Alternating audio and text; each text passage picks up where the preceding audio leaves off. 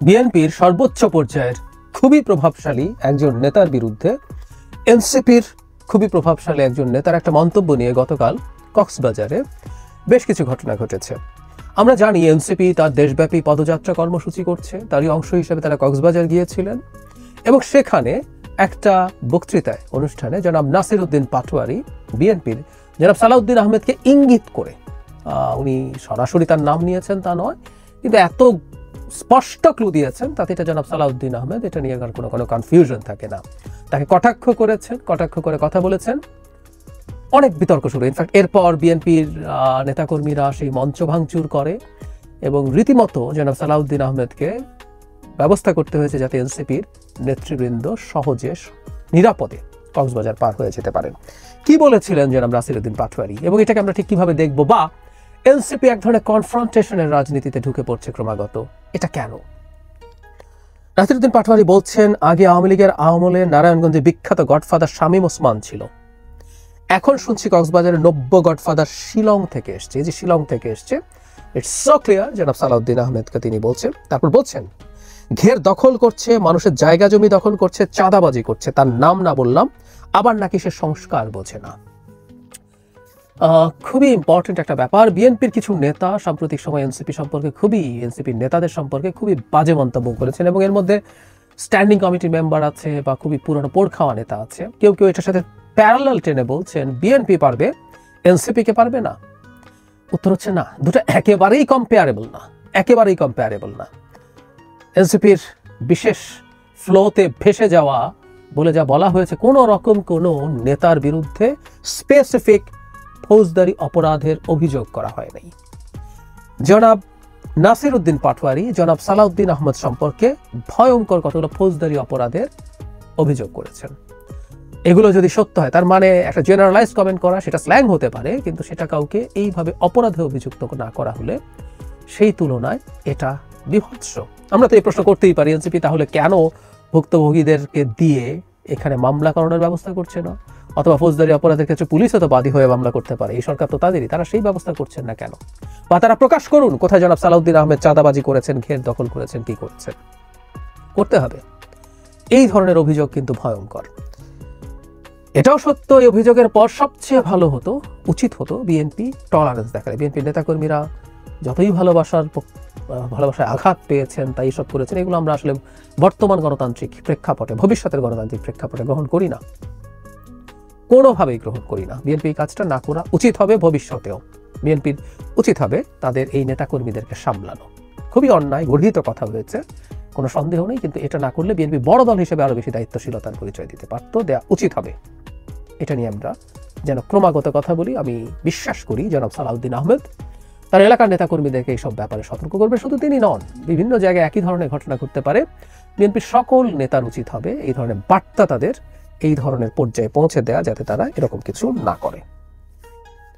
এখন আসলে মূল আলোচনাটায় যেতে চাই যে এনসিপি কেন এমন করছে, বা নাসির উদ্দিন পাটোয়ারিকে কি সিলেক্ট করেছে, বা কেউ এই প্রশ্ন করতে পারে এই নাসির উদ্দিন পাটোয়ারির ব্যক্তিগত মতামত নাকি এনসিপির মতামত।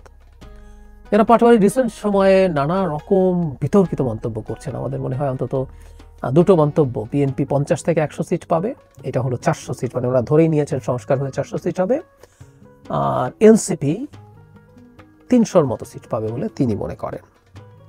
এইসব বলে প্রচুর ডিবেটে আসছেন, ঠিক আছে, আমরা এভাবে দেখতেই পারি। কিন্তু যারা পাটোয়ারি যেহেতু আগে বলছেন, এখন আবার বলেছেন, তার মানেটা হলো এই, আমরা ধরে নিতে পারি এগুলো এনসিপি তাকে অ্যাসাইন করেছে এভাবে বলার জন্য, এটা এনসিপি চায়। মাত্র কয়েকদিন আগেই গোপালগঞ্জে একটা কনফ্রন্টেশনাল পরিস্থিতি তৈরি হয়েছিল। আমি মনে করি এক ধরনের উস্কানির কথা আমরা বলছি। মার্চ টু গোপালগঞ্জ, অবশ্যই মনে হতে পারে পদযাত্রা কেন মার্চ হয়ে যাবে, কিন্তু এটা না হলেও সমস্যা হতে পারতো। কিন্তু ওখানে একটা কনফ্রন্টেশন এবং সেটার রিয়াকশনে তারা আবার নানান কিছু বলছে, এটা তাদের রাজনীতিতে সাহায্য করছে, তাদেরকে প্রাসঙ্গিক করে রাখছে। রাজনীতিতে রেলেভেন্স ইজ ভেরি ইম্পর্টেন্ট। ঠিক একইভাবে এখন কক্সবাজার এই ঘটনা ঘটার পর তারা আবার প্রাসঙ্গিক হয়ে উঠলেন, তাদেরকে নিয়ে কথাবার্তা বলছি। নেগেটিভভাবে কথা বলেও যদি কেউ বলে থাকেন, সেটাও তাকে নিয়ে আলোচনাই হয়, এটাই নিয়ম। গতকাল 3টা টক শোতে পার্টিসিপেট করেছি এবং 3টাতে এনসিপি অবধারিতভাবে আলোচনায় এসছে, তাদেরকে নিয়ে কথা হয়েছে। আর এনসিপি অন্তত দেখাতে পারছে তারা আওয়ামী লীগের মার খায়, তারা বিএনপির মার খায়, এবং তারা বিএনপি এবং আওয়ামী লীগকে একই রকম কিছু সেই হিসাবে তারা দেখানোর চেষ্টা করতে পারে এই ঘটনাগুলোর প্রেক্ষাপটে। কিন্তু আমরা খেয়াল করছি যে এই দেখানোর মাধ্যমে আসলে তাদের কতটুকু বেনিফিট হবে।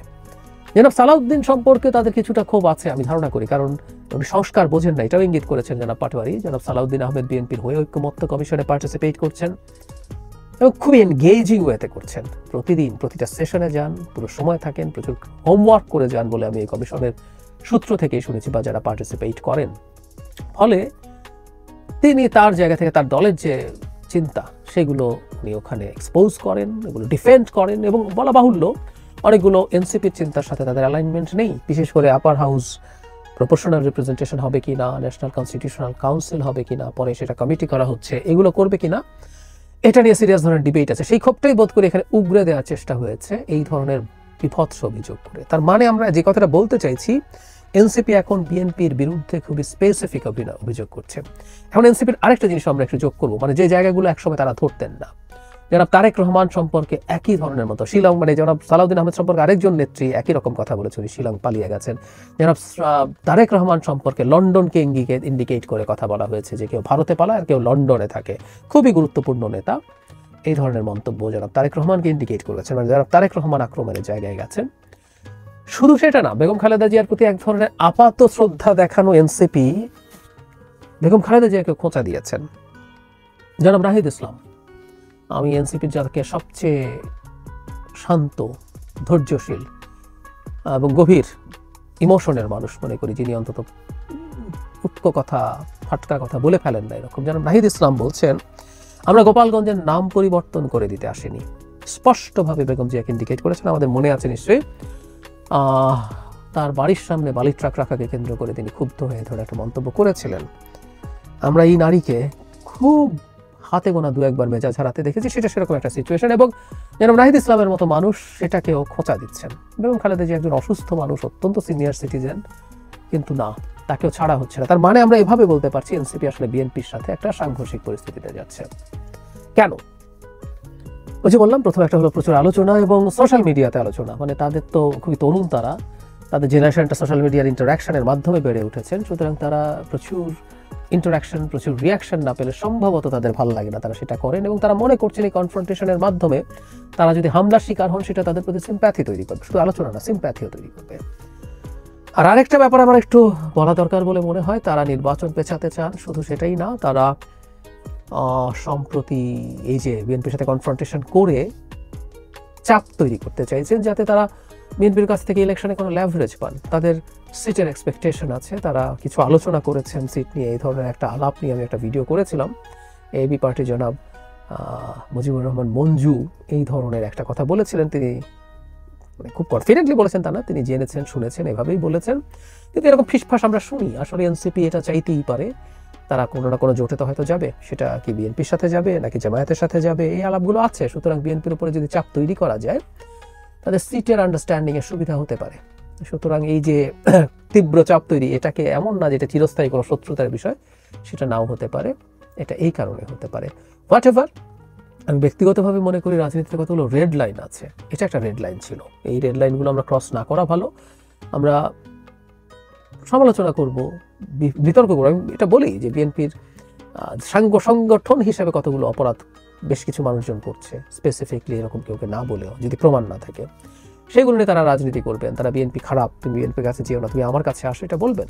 কিন্তু একটা ব্যক্তিকে নিয়ে এই ধরনের অভিযোগ, ফৌজদারি অপরাধ অভিযোগ এইভাবে করা, এটা বিভৎস। আর একটা কথা একটু যোগ করে রাখা জরুরি হবে, এই যে শিলং থেকে, শিলং চলে গেছেন, শিলং পালিয়ে গেছেন, শিলং থেকে এসে মানে শিলং অবস্থান করা নিয়ে সকল খুবই ভেরি ইনফ্লুয়েন্সিয়াল অ্যাজ ওয়েল, কিন্তু মানে সংখ্যার দিক থেকে আমি জানি না আদতে কতটুকু ইম্প্যাক্ট তারা রাখেন। কিছু ইনফ্লুয়েন্সার আছেন, তার এই গুম হওয়া নিয়ে কটাক্ষ করে এবং এনসিপিও এই কটাক্ষ করছে। আমি প্রায় বলেছি যে সেই গ্রুপটার সাথে, তাদের সাথে এনসিপির অ্যালাইনমেন্ট বিভিন্ন ক্ষেত্রে আমরা দেখি।